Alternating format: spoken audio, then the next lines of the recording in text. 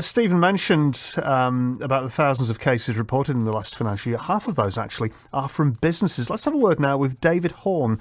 He runs CyberWhite, a security company for small businesses. David, you're on BBC Radio Cumbria. Good morning to you. Why are companies being caught out by fraud? Morning, Mike. Well, that's a great question.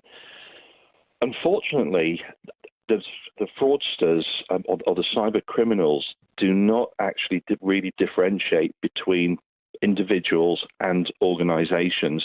The only key part that kind of makes businesses more attractive is that generally the gains are more significant. But they use very much the self-same techniques, but with some enhancements. So, for example, what they try to do in a lot of cases is one of two things.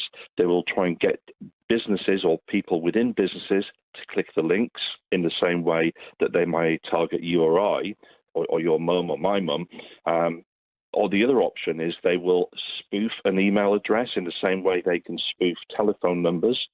And this is called, very often called CEO fraud, where what they will do, they will send an email into the business asking for a payment to be made very quickly to a supplier and provide the bank details.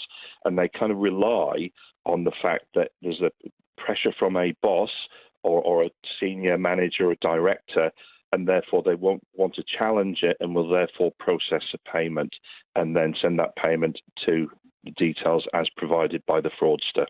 What's your advice to us then, and David, as somebody who works in this line of work?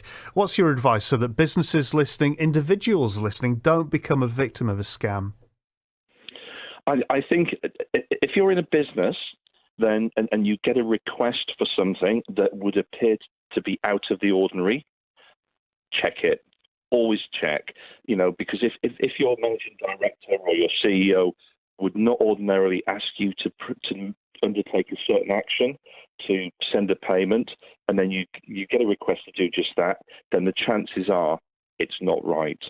The second part is to have a look and just look at the email address to see if that email address is legitimate, because they do what we call typo squatting.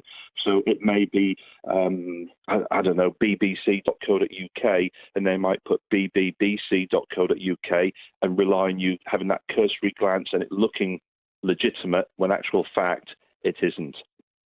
I think in terms of individuals, I think you've already cut this off really well, in that what you need to do is never take or provide unsolicited callers with any personal information. So, as you quite say, nobody will ask you for your password. No one will ask you for bank details, anything like that. And for my part, even when I do get a call from my bank, I will never give them the information. I will terminate the call and then I will call them back. David, thank you. Good advice reiterated there. David Horn from security company CyberWhite. It's BBC Radio Cumbria. It's 8:15. More of your stories coming in with